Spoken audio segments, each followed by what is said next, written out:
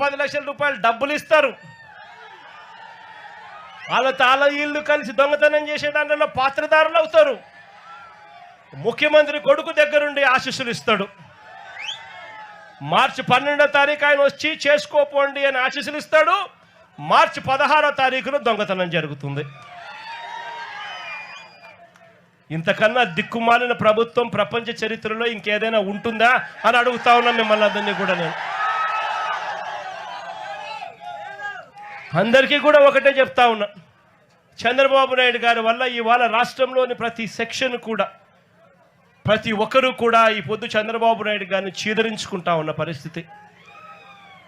ఎన్నికలప్పుడేమో super 6లని, super 7లని, బాండ్లని ఇంటింటికి వచ్చి ప్రతి ఒక్కరిని మోసం చేశాడు.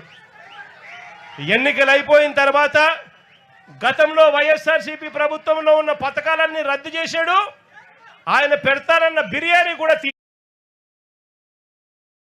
తీసేసినాడు. చివరికి పలావ్ పోయింది, బిర్యానీ పోయింది.